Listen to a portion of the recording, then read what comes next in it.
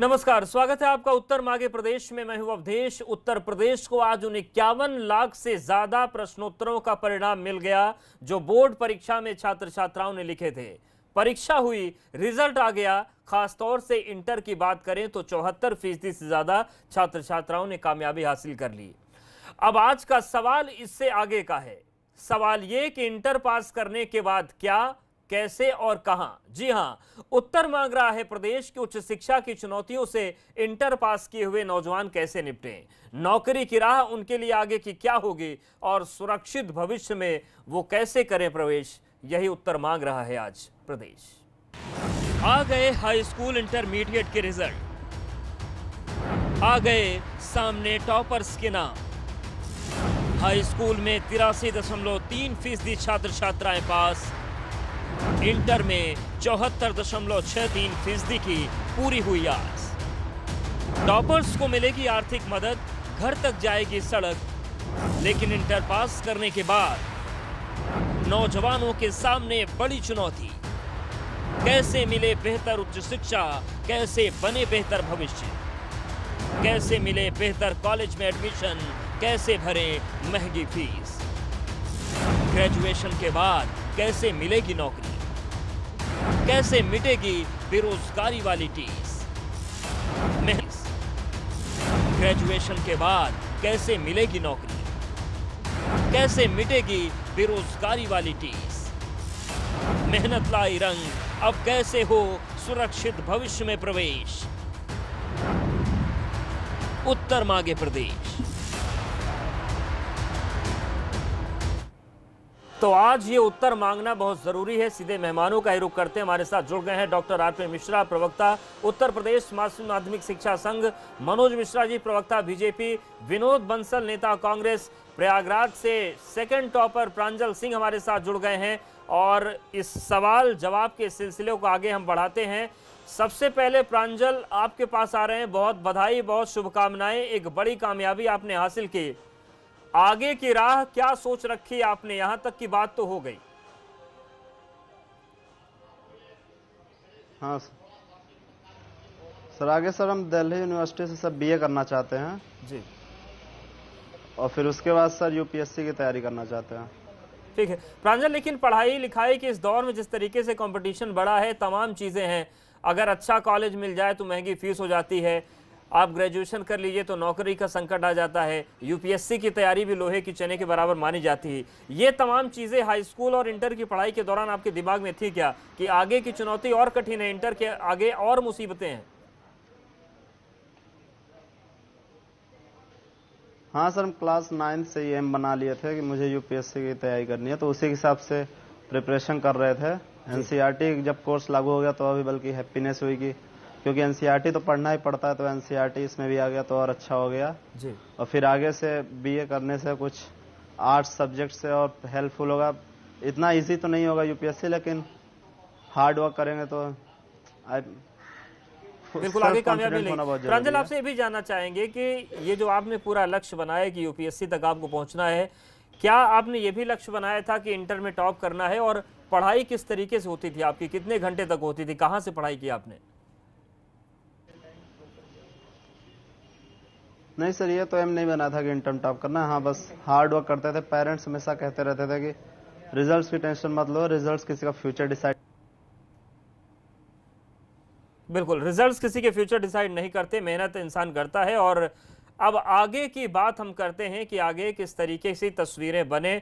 Doctor RP Mishra ji, high school और intermediate के result आ गए, ये परीक्षा बच्चों ने पास कर ली, नौजवान आगे जिंदगी की जंग में बढ़ेंगे।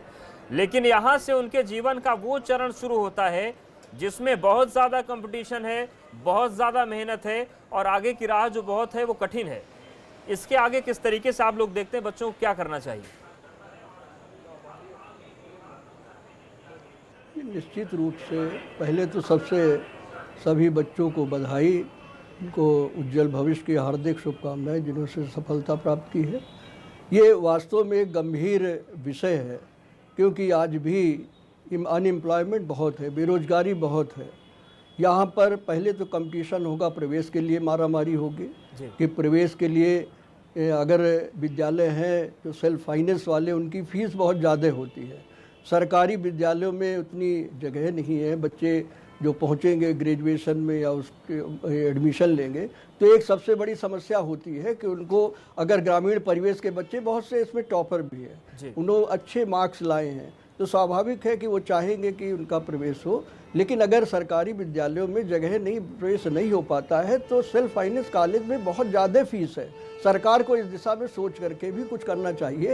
एक जो शिक्षा है वो उच्च स्तर पर निःशुल्क मेरे विचार से की जानी चाहिए, जो प्रतिभावान छात्र आगे बढ़े। लेकिन अगर ये पढ़ लेंगे तो उसके बाद और समस्या है। हम योगी आदित्यनाथ जी जब मुख्यमंत्री बने थे तो बड़ी उम्मीदें थी कि शिक्षा में जो पद खाली पड़े हुए हैं, केवल शिक्षा की बात कर रहे हैं, वो सब भरे जाएंगे। बिल्कुल, वो भी एक अहम इतने 3 चुनौती वर्ष है। से अधिक आपने का आरती समय जी हो गया। उस मुद्दे पर अभी लाया लगभग डिबेट को 5 कि 69,000 शिक्षक भर्ती की बात कर लीजिए, ग्राम रोजगार को लेकर बात कर लीजिए, तमाम ऐसी भर्ती परीक्षाएं हैं जो अटकी हुई हैं या फिर परिणाम निकल गए तो ज्वाइनिंग नहीं हो पा रही है। हालांकि प्रांजल जैसे जो टॉपर्स हैं उनको हो सकता है एडमिशन में दिक्कत ना हो, लेकिन आगे की मुसीबतें बहुत बड़ी हैं। मनोज मिश्रा जी, ये जो तमाम मुसीबतें हैं, इंटर पास कर लीजिए तो कॉलेज में एडमिशन की दिक्कत, कॉलेज में एडमिशन मिल जाए तो भारी फीस की दिक्कत, सरकारी नौकरी ढूंढने की दिक्कत, और उसके बाद नौकरी मिल जाए तो कानूनी पचड़े, ज्वाइनिंग होते होते बुढ़ापा आ जाए। ये सब कैसे आप लोग इन दिक्कतों को दूर करने वाले हैं? देखिए अवधेश जी, मैं खुद भी शिक्षक हूँ और एशिया के सबसे बड़े महाविद्यालय डीएवी कॉलेज में शिक्षक हूँ, भौतिक विज्ञान का जी। तो मेरे माता पिता भी शिक्षक थे, मेरी पत्नी भी शिक्षक हैं, तो मेरा पूरा परिवार शिक्षा के विभिन्न क्षेत्रों से जुड़ा हुआ है। तो मैं बेहतर समझता हूँ चीज़ों को जी। कि सबसे बड़ी बात तो उन विद्यार्थियों को जो इसमें इंटर और हाई स्कूल किए, उनको बधाई के पात्र हैं वो। और दूसरा, उत्तर प्रदेश सरकार को, माननीय योगी जी की सरकार को, दिनेश शर्मा जी को, कि नकल विहीन परीक्षा उत्तर प्रदेश में कराई। जो उत्तर प्रदेश का सबसे बड़ा अभिशाप था वो ये था कि नकल के साथ परीक्षा होती थी।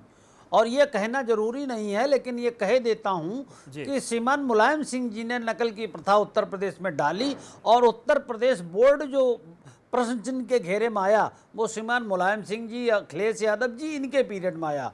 इन्होंने शिक्षा को दुकानों में परिणत किया। तो दोबारा उनकी स्थिति बहाल करना, उनको मजबूत करना, उनकी एक अच्छी इमेज तैयार करना, ये काम डॉक्टर दिनेश शर्मा जी ने किया है, इसलिए वो बधाई के पात्र हैं। तीसरी बात ये कि यूपी का जो शिक्षा बोर्ड है, माध्यमिक शिक्षा सेवा, ये माध्यमिक बोर्ड, ये एशिया का सबसे बड़ा बोर्ड कहा जाता है।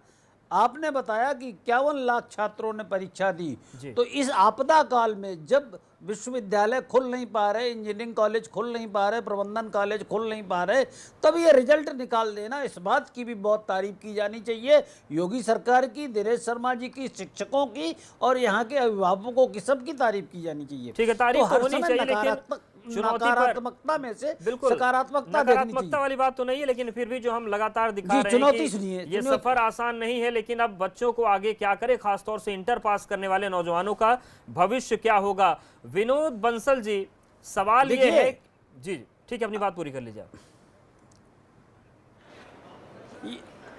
ये कह रहा हूँ कि कई स्ट्रीम होते, साइंस का, कॉमर्स का, आर्ट्स का।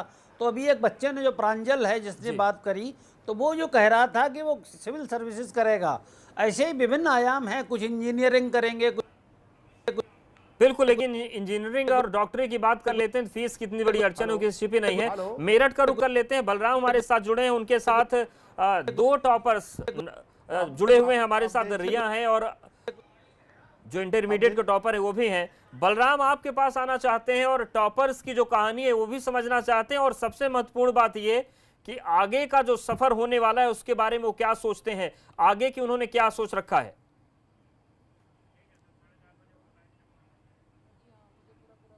बिल्कुल बिल्कुल अवधेश, जिस तरीके से बागपत के इन दोनों बच्चों ने टॉप किया है, और एक ही स्कूल के ये दोनों स्टूडेंट हैं। इसके अलावा आपको बता दूं कि इसी स्कूल के 6ठे पायदान के जो उत्तर प्रदेश के टॉपर हैं वो भी इसी स्कूल के हैं, चाहे वो हाई स्कूल के हों और चाहे इंटरमीडिएट के हों। फिलहाल हमारे साथ अनुराग मलिक हैं जो इंटरमीडिएट टॉप किया है यूपी। ये बताइए कि किस तरीके के सपने अब संजोए हैं आपने टॉप करने के बाद, और आगे क्या बनने का इरादा है? सर, IAS बनकर देश की सेवा करना चाहता हूँ और इसी के लिए आगे मेहनत करूँगा मैं। अच्छा, कितने घंटे आप पढ़ाई करते थे और कितनी मेहनत की आपने? नॉर्मली 15 से 16 घंटे पढ़ाई करता था और एग्ज़ाम टाइम में 17 से 18 घंटे पढ़ाई मैंने की है। अच्छा, ये जो मेहनत करने की प्रेरणा है, जो आगे बढ़ने की प्रेरणा है, ये किससे मिली? सर ये पहली प्रेरणा तो मैंने खुद ही ली। 10th में श्री राम शिक्षा मंदिर इंटर कॉलेज से 92 मार्क्स प्राप्त करके डिस्ट्रिक्ट टॉप किया था मैंने, और तभी से प्रेरणा ली थी कि 12th में भी और अधिक मेहनत करके यूपी की मेरिट हासिल करूंगा।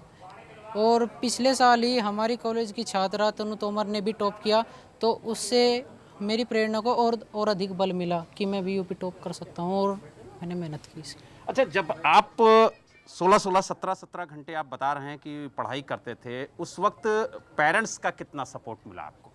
पेरेंट्स का पूरा सपोर्ट था। अगर मैं पढ़ रहा हूँ तो कोई मुझे डिस्टर्ब नहीं करता था, सारे काम मेरे पेरेंट्स ही करते थे मेरे साथ। बिल्कुल बलराम, आएंगे आपके पास और इस चर्चा को आगे बढ़ाएंगे, लेकिन इस चर्चा में अब हम बात करते हैं। विनोद बंसल जी आपके पास आ रहे हैं। ये जो पूरी तस्वीर बन रही है, रिजल्ट आ चुका है, जो बच्चों ने जो मेहनत की थी उसका परिणाम मिल चुका है, लेकिन बढ़ती आबादी, बढ़ते कंपटीशन के बीच क्या वो संसाधन सरकारें बना पाई, चाहे वो केंद्र हो, चाहे राज्य सरकार हो, चाहे कांग्रेस की सरकारें रही हो, चाहे बीजेपी की, कि जितनी प्रतिभाएं आ रही हैं सभी को उचित मौका मिल जाए, वो कंपटीशन में फंस कर घुट ना जाए? सबसे पहले तो मैं अनुराग मलिक और रिया जैन को बधाई देना चाहता हूं। दोनों बागपत से ही हैं और अच्छी मेहनत की होगी, लेकिन मैंने अभी सुना था मलिक भाई, जो मेरा बच्चा है, वो ये चाहता है कि मैं यूपीएससी में जाऊं, आईएएस बनूं। बेटा एक बात ध्यान रखना, आपने यूपी से पढ़ाई की है आईएएस के लिए और ग्रेजुएशन के लिए, आपको बहुत अच्छा कार्य करना है, बहुत मेहनत करनी होगी। और मैं ये चाहता हूँ जब वास्तव में आपके अंदर 18 से 19 घंटे पढ़ने की क्षमता होगी और आप अपने टारगेट को अचीव करेंगे, ये मेरी शुभकामनाएं आपके साथ। जी, पढ़ते समय निश्चित रूप से आपके परिवार को आपका साथ देना होगा। विनोद बंसल जी, एक बात जरूर कहना चाहता हूँ, 12th पास करने के बाद जी भाई साहब एक मिनट में बात कर ले लीजिए। 12th करने के बाद, इंटरमीडिएट करने के बाद medical, engineering, chartered accountant, CAS, ये सब टारगेट ओपन होते हैं। लेकिन भी दुर्भाग्य के साथ कहना पड़ रहा है कि चाहे एमबीए कर ले, ग्रेजुएशन कर ले, पोस्ट ग्रेजुएशन कर ले, लेकिन आज जो दर्द देखा है मेरे यूपी के अंदर, पोस्ट ग्रेजुएशन एमए करने के बाद वो फामड़ा चला रहा है। कौन जिम्मेदार है विनोद जी? इससे बड़ा दुर्भाग्य हमारा क्या हो सकता है? विनोद जी कौन जिम्मेदार है? समझ में आनी चाहिए, इस बात समझ में आनी चाहिए। जिम्मेदार कौन है विनोद जी इसका? जो सरकार है। आप भाई आप सबमिट करते हैं, 2-2, 3-3 बार आपने सबमिट की यूपी के अंदर, और कोई बंदा डोनेटर नहीं आया, कोई भी सपोर्ट मनोज मिश्रा जी, एक बड़ा सवाल है। एबीपी गंगा ने प्रमुखता के साथ उन तस्वीरों को दिखाया था कि बीएड, एमएड, एमए करने वाले, बीकॉम करने वाले लोग फावड़ा चला रहे हैं, और उसी बदहाली पर आज हम बात कर रहे हैं कि नौजवानों ने इंटर तो पास कर लिया, लेकिन क्या इंतजाम आपके पास है? वरना बहुत सारे फावड़ा चलाते हुए दिख जाए कहीं। जमीन पर जाओगे तो मालूम पड़ेगा असलियत क्या है बच्चों की। मनोज जी, हम देखते हैं, हम भी देखते हैं बच्चों की क्या स्थिति, दुर्गति है। विनोद जी को चुप करिए पहले। जी विनोद जी को चुप करिए। मैं तो चुप हो जाऊंगा मित्र, कोई बात नहीं है। विनोद जी तारीफ करिए, वर्तमान स्थिति हमारी क्या है उसके बारे में भी समझ लेना चाहिए। सुनिए विनोद जी, आपको चुप नहीं कर रहे, हम ये कह रहे थे कि आपका जब खत्म हो तब मुझे शुरू करने दीजिए।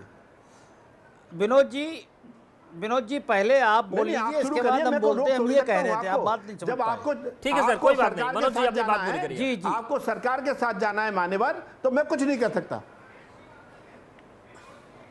देखिए विनोद जी, आप ये समझिए कि ये स्थितियां एक दिन में नहीं बनी, इसके पीछे 60 साल का इतिहास है, 70 साल का इतिहास है। उत्तर प्रदेश में सबसे पहले आपकी कई वर्षों तक सरकार रही है। आपने क्या ढांचा विकसित किया शिक्षा का, उस शिक्षा का और इस तरह के जॉब्स का? सच बात यह है कि जब से योगी सरकार आई है संकल्पित विकास हो रहा है, चौर विकास हो रहा है।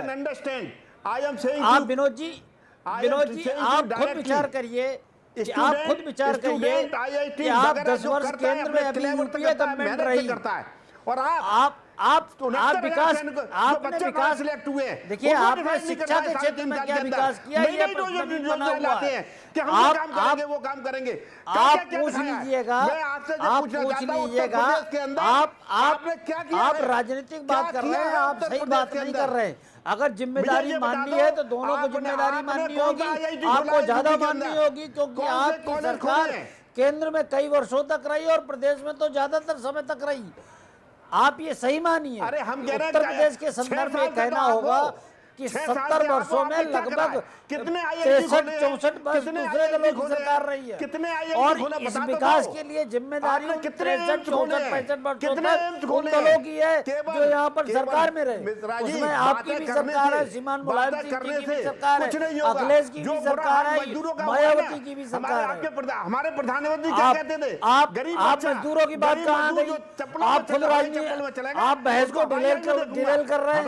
आप इस समय पढ़ाई बात हो रही, मजदूरों के लिए आए, जब मजदूरों की बात होगी तब किसानों के लिए आएंगे, जब किसानों की बात होगी तब आप किसी और के लिए आएंगे। आप टू दी पॉइंट क्या नहीं बात करते हैं, आप टू दी पॉइंट क्या नहीं बात करते हैं, आप टू दी पॉइंट बात करिए और उसके बाद आते हैं टू दी पॉइंट बात करेंगे। डॉक्टर आरपी मिश्रा जी, मुझसे बोलिए, मैं बताऊंगा आपको जवाब। प्रांजल हमारे साथ बैठे हैं और वो सोच रहे होंगे कि कहां हम फंस गए, लेकिन प्रांजल ये मानकर चलिए कि ये जो सियासी रार है आपको पूरे करियर में देखने को मिलेगी। आप आईएएस आईपीएस जो भी बने, इन चीजों से आपको जूझना पड़ेगा। इसलिए अच्छा है कि भविष्य की सच्चाई आप बैठकर और ऑन एयर लाइव आप समझ रहे हैं। लेकिन आरपी मिश्रा जी, सवाल यह है कि उत्तर प्रदेश माध्यमिक शिक्षा परिषद कितनी भूमिका निभा सकता है कि टैलेंट अच्छे दे, क्योंकि आज भी जमीनी सच्चाई ये है कि बच्चे परीक्षा पास कर रहे हैं, प्रांजल जैसे 30-40 बच्चे होते हैं जो टॉपर्स की लिस्ट आप लोग बना देते हैं, लेकिन गुणवत्ता शिक्षा की क्या है वो किसी से छिपा नहीं है। जब असर की रिपोर्ट आती है, कुछ और संस्थानों की रिपोर्ट आती है, नीति आयोग की रिपोर्ट आती है, तब पता चलता है कि 6वीं का बच्चा जोड़ और घटाना नहीं कर पा रहा है। कैसे चीजें सुधरेंगी? क्या नीचे से काम करने की जरूरत है? केवल रिजल्ट बनाने से तो बात नहीं बनेगी। बिल्कुल सही आपने कहा।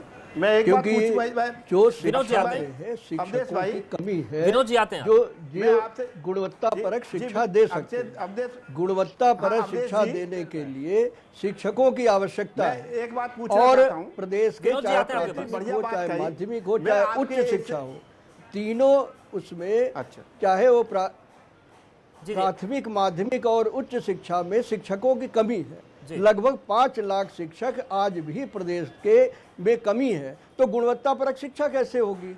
प्रवेश मिल जाएगा, बच्चे पढ़े हैं, मान लिए इंटर पास किया है, आगे जाएंगे, हाई स्कूल पास किया, इंटर जाएंगे, लेकिन गुणवत्तापरक शिक्षा की गारंटी ये सरकार नहीं दे पाई। जब योगी जी मुख्यमंत्री हुए थे, बहुत विश्वास बढ़ा था, उन्होंने कहा भी था कि हम शिक्षा में आमूलचूल परिवर्तन करेंगे, उन्होंने प्रयास भी किया, डॉक्टर दिनेश शर्मा जी भी लगे हुए हैं, लेकिन जो शिक्षकों की कमी आज तक पूरी नहीं हो पाई। गुणवत्तापरक शिक्षा नहीं मिलेगी तो जो धरातल पे जो ज्ञान बच्चों का है वो ज्ञान तो पूरा नहीं हो पाता है। पास करना, रिजल्ट बना लेना ये अलग चीज़ है, लेकिन इस पर भी सरकार को ध्यान देना चाहिए। विद्यालय है, विद्यालयों के पास जो संसाधन नहीं है, आज बहुत से विद्यालय हैं जहां पर प्रयोगशालाएं, उनका सामान नहीं है, प्रयोगशाला नहीं है, बच्चे प्रयोग करते हैं जो एक पुरानी प्रयोगशाला। बिल्कुल, और शायद इन परिस्थितियों से मनोज जी ज्यादा अच्छे से वाकिफ होंगे क्योंकि उनका पूरा परिवार ही शिक्षक है। यहाँ पर वक्त एक छोटे से ब्रेक का है, लेकिन मनोज जी ब्रेक से लौटेंगे तो आपसे ही पहला सवाल करेंगे कि जो मेधावी बच्चे हैं, जो अच्छा पढ़ते हैं, जो अच्छा लिखते हैं, वो सरकारी नौकरी पा भी लें तो उत्तर प्रदेश में क्या होता है? सालों साल भर्तियां लटकी रहती है। उसका ताजा उदाहरण हमारे सामने 69,000 शिक्षक भर्ती है। क्या ऐसे भविष्य सुरक्षित हो पाएगा? ये एक बड़ा सवाल है। फौरन हाजिर होते हैं।